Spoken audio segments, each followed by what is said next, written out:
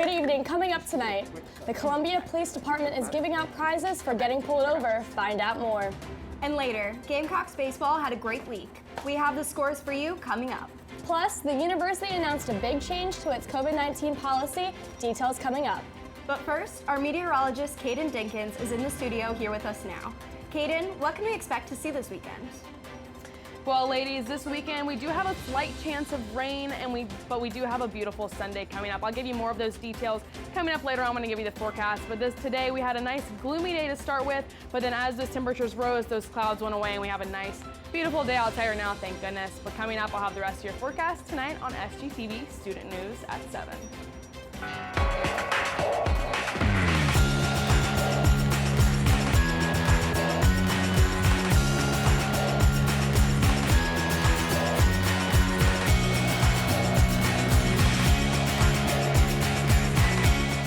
Live from the Kennedy Greenhouse Studio. This is Student News at 7. Good evening, Carolina. I'm Meagan Daukshus. And I'm Riley Hackett. Thanks for joining us tonight. This past Tuesday night, a University of South Carolina student passed away after suffering a medical emergency at the Strom-Thurmond Wellness and Fitness Center. Alice Barry Ross Jr. was initially assisted by staff in the indoor pool area before being transported to the hospital, where he was later pronounced dead. USC spokesperson Jeff Stensland says, quote, "Our sympathies and prayers go out to his family and friends. Counseling services are being provided to those most impacted by the loss and are available to anyone affected by this tragedy," end quote. The indoor pool, spa, sauna, and outdoor deck will be closed until the 20th of March at Strom-Thurmond. Yesterday, South Carolina State Governor Henry McMaster officially launched his bid for another term. The incumbent candidate will be campaigning alongside Lieutenant Governor Pamela Yvette. As of right now, McMaster is the only Republican candidate in the race, but the filing period is not over yet. Regardless, if re-elected, McMaster would become the longest-serving governor in South Carolina history. In an email sent to university stakeholders last night, the University of South Carolina announced a change in the university's mask policy. Wearing a face covering in educational and research spaces became optional beginning today. The move comes after the university made masks optional in non-academic research and medical spaces on February 22nd. With today's changes, the majority of Gamecock students will be permitted to attend classes without a mask for the first time since in-person classes returned in August of 2020. However, the university will continue to closely monitor data, maintain the previously announced safe testing program, and make free KN95 masks available to anyone in the community. Likewise, masks remain a requirement in testing areas, medical facilities, and on public transportation. Starting this week, the Columbia Police Department will be handing out $10 gift cards if you get pulled over for a simple violation. The goal is to help take care of minor violations like a broken taillight. The police department collaborated with Advanced Auto Parts to hand these gift cards out. The department received $2,500 in gift cards and will be handing out 250 $10 gift cards. Chief Skip Holbrook says he hopes it will help take some financial stress off people and make the city roads safer. The gift cards will be a way to help make roads safer and help with the financial burden of minor car violations. I think this is such a great thing. I mean, you don't want to get pulled over, but if it does help you out and with the financial burden, if you can't afford it, what a way. Absolutely. I think it's a great initiative that they picked up. Coming up, Colleen Sholtis is back with the latest in Carolina sports. Stay close. Our men's baseball team had a great game Tuesday at home. SGTV News 4 sports anchor Colleen Sholtis is here with the details. Colleen? Welcome back to another week of Carolina sports. Baseball was back on the mound this past Tuesday with a win over Gardner-Webb, and not only was this a victory for the Gamecocks, but a shutout in 7 innings with a final score of 12-0. Pitchers Cade Austin, Aidan Hunter, and Michael Esposito gave up just 5 hits the whole game, and this would be the second recorded shutout for Carolina this season. Hits from Michael Braswell, Andrew Eister, Kevin Madden, Carson Hornung, and Elijah Lambros created an untouchable game for the Gamecocks and contributes to their 10th win so far this season. Mark Kingston and the team will be traveling to Knoxville, Tennessee to face the number 7 ranked Volunteers tomorrow, March 18th at 6:30 p.m., and you can catch that game on SEC Network Plus. With the women's NCAA tournament starting this week, all eyes are on your South Carolina Gamecocks, especially junior forward Aaliyah Boston and senior guard Destiny Henderson. These two star players were selected just yesterday into the U.S. Basketball Writers Association. This would be Boston's second selection and Henderson's first. Boston also collected SEC Player of the Year for the first time and SEC Defensive Player of the Year for her third year in a row. She also made AP First Team All-American. What she is accomplishing as a player at Carolina is beyond impressive. Henderson made AP All-America Honorable Mention and is a finalist for the Nancy Lieberman Point Guard of the Year Award. These two players and the whole team have a lot to be proud of as they go into the tournament as a #1 seed in the Greensboro region.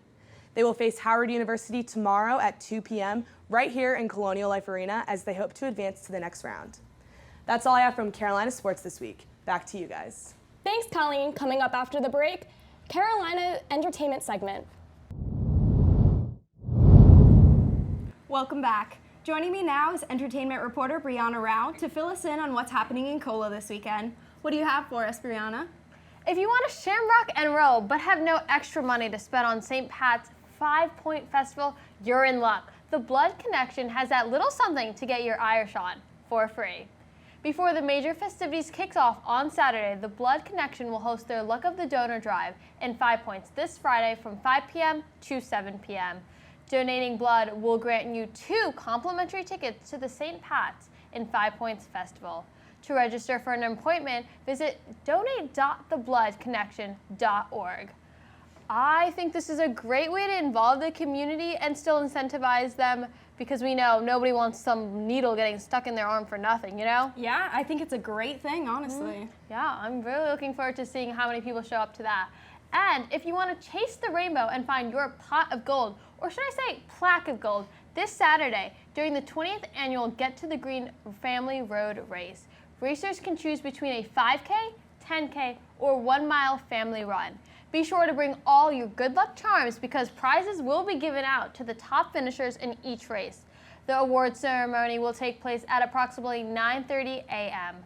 The 10K race starts at 7:30 and the 5K and 1-mile race start at 7:45. All races start and finish on Divine Street near the St. Pat's Festival entrance. I wish you luck.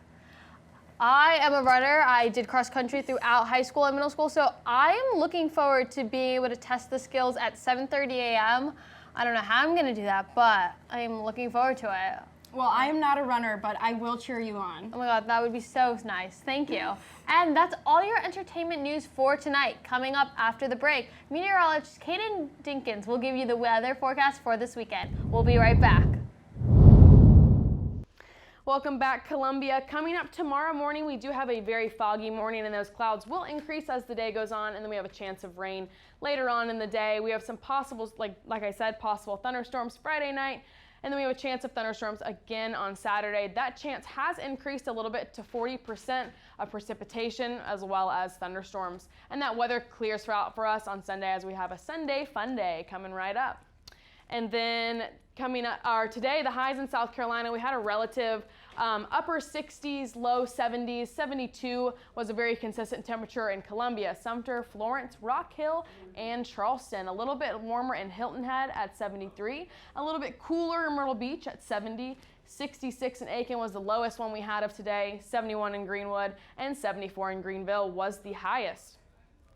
Now this week, like I said, possible thunderstorms tomorrow on Friday with a high of 78 and a low of 61. Those clouds will be out all day long, not much sunshine for us. Saturday, unfortunately, for those of us going to the St. Patty's Day Parade, we do have that chance of thunderstorms, so make sure you're keeping an eye on that. Maybe you have a green rain jacket you can bring out there, but we will have a high of 77 and a low of 47. Sunday, here comes the sun, high of 71 and a low of 43. And on Monday, it is nice and sunny, 73 degrees, nice and warm for us, nice start to the week with a low of 46. And Tuesday, a higher temperature of 79 and a low of 59. Sun and a few clouds, it'll be another beautiful day. Now Wednesday, that chance of showers creeps right back in, but we do have enough time for the possibility of those storms or showers to move on out with a high of 80 and a low of 61. Now right now here in Columbia, South Carolina, it is 69. It does feel a little bit cooler than 69 because of that wind that's going west at 3 miles an hour, but then that humidity brings that temperature up just a little bit to the regular temperature with a humidity of 57 and a sky cover of 6%. The sky is quite open right now, but those clouds will increase as the night goes on and these storms roll in. Happy St. Patty's Day, y'all. Make sure you have a great, hope you have a great night and a great weekend. Now make sure you stay tuned for tonight's edition of Carolina Canines. And finally tonight's Carolina Canine features Gizzy. This picture was sent in by Bailey Brown. Bailey says her dog Gizzy is weird, loyal, and adorable. Now, how can you not love a weird dog? A unique pup, like, adorable. I agree. That's all we have for tonight's edition of Student News at 7. Be sure to follow us on Instagram, Twitter, and Facebook at SGTV at USC. To keep up with all of our content, be sure to also visit us online at sgtvonline.com. For SGTV News 4, I'm Meagan Daukshus. And I'm Riley Hackett. From all of us here at SGTV, have a great night, Carolina, forever to be.